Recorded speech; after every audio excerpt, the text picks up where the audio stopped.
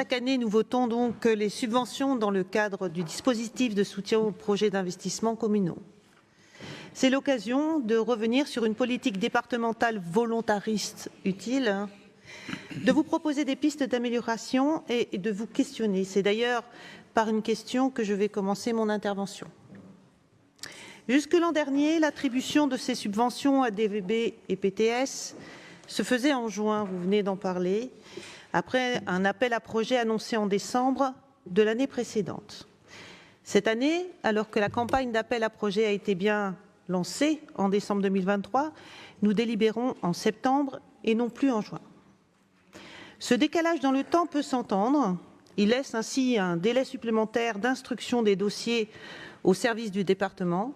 Nous avions d'ailleurs pointé l'an dernier la surcharge de travail à venir pour les services, une surcharge liée aux 103 dossiers PTS déposés en 2023, retenus d'intérêt général mais accompagnés pour finalisation en 2024.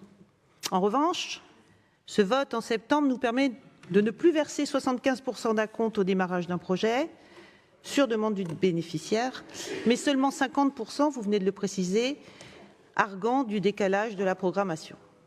Pourriez-vous nous préciser si cette décision est le fruit du constat que vous avez finalement peu de demandes d'acompte ou s'il s'agit de soulager le budget 2024 du département? Ma deuxième question concerne l'enveloppe budgétaire attribuée aux projets territoriaux structurants, les PTS. Si les 3 enveloppes d'aide départementale aux villages et bourgs se maintiennent, voire augmentent, il n'en va pas de même pour les PTS. Alors qu'en 2023, nous avions attribué 36,2 millions d'euros à 99 projets, 25,5 millions d'euros pour 62 projets seront proposés aujourd'hui au vote.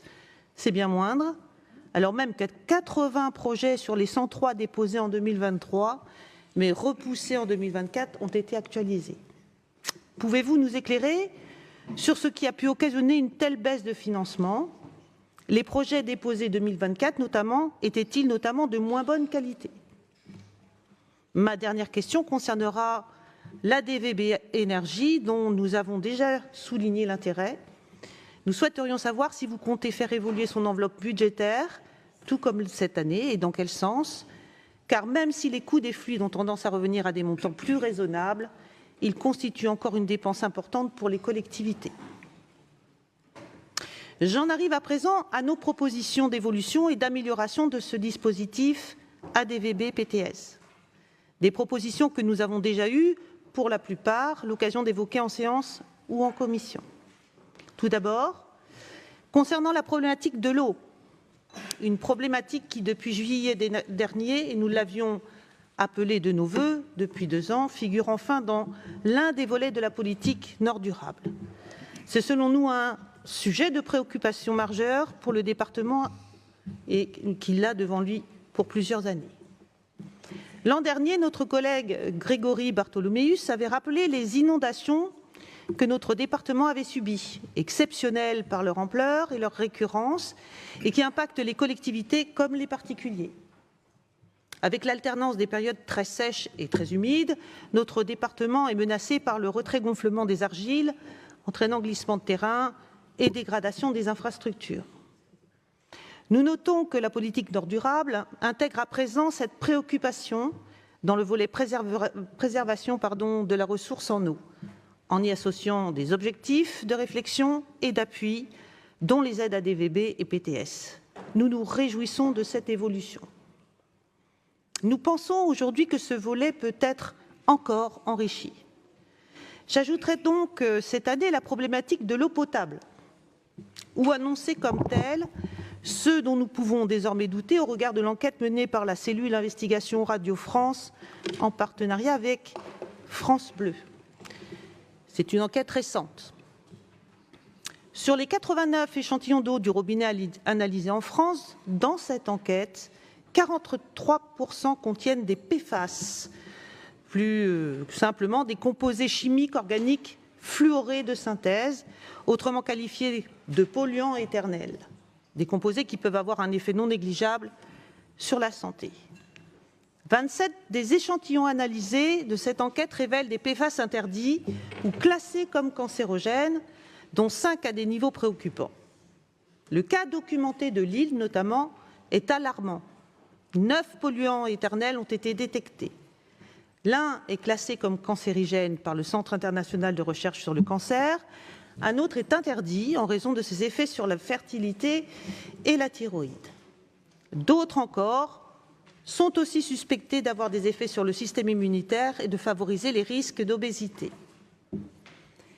Une chercheuse lilloise se veut rassurante en indiquant que ces taux sont sous les normes européennes. Mais nous savons que les connaissances scientifiques évoluent et souvenons-nous de l'amiante, entre autres. Cela doit donc nous inciter à la vigilance et au principe de précaution. Et l'hypothèse selon laquelle l'eau du robinet de communes du Nord qui n'ont pas été testées pourrait être aussi contaminée ne peut être exclue. Si j'insiste sur ce point, et longuement, c'est parce qu'à compter du 1er janvier 2026, les collectivités, communes, syndicats intercommunaux, auront l'obligation de faire tester l'eau du robinet afin de détecter la présence éventuelle de 20 polluants éternels. Elles devront également informer les habitants, puis agir pour tenter de réduire cette pollution, si un certain seuil est dépassé. C'est pourquoi, de la même façon que vous avez tenu compte de la crise énergétique en créant une ADVB énergie, de la préservation de la ressource en eau en favorisant notamment les pratiques vertueuses dans les ADVB et PTS, nous vous proposons aujourd'hui d'y inclure la problématique de la qualité de l'eau potable, de conduire dans un premier temps une réflexion qui pourrait conduire, pourquoi pas, à une nouvelle bonification ADVB-PTS ou encore au renforcement de partenariats et au partage de connaissances sur le sujet. Pour ce qui concerne maintenant la méthode relative à l'attribution des subventions, nous attendons toujours davantage de mutualisation et plus de co-construction à l'échelle des territoires, plutôt que des échanges bilatéraux entre le département et les communes ou le département et les EPCI. Nous continuons aussi de regretter une politique de guichet qui ne permet pas au département du Nord d'établir une programmation pluriannuelle tenant compte à la fois des besoins à court terme et moyen terme des communes, mais aussi des enjeux de la transition écologique à plus long terme. À ce propos, mais nous l'avons déjà signalé précédemment, l'exemple du département voisin du Pas-de-Calais, je prends un autre département, nos collègues de ce département se sont attelés, dès le renouvellement de mandat 2021, à établir un pacte de solidarité territoriale, un pacte qui a permis de définir un cadre de vie, des outils, des objectifs et une programmation qui permettent un développement harmonieux et proportionné à l'échelle de la collectivité. D'où des bilans d'étape et une évaluation globale à la fin du mandat facilité. Cette méthode est d'ailleurs préconisée par tous les rapports de la Chambre régionale des comptes, tous sujets confondus. Ce qui s'explique par notre devoir d'être transparent sur les attributions de subventions et de pouvoir justifier de l'efficience de nos politiques volontaristes. Voilà donc notre contribution également à l'évolution de cette politique départementale. Gageons qu'elle sera un jour entendue, ce qui lui donnera des chances supplémentaires de porter ses fruits. Nous voterons bien sûr cette délibération. Je vous remercie de votre écoute.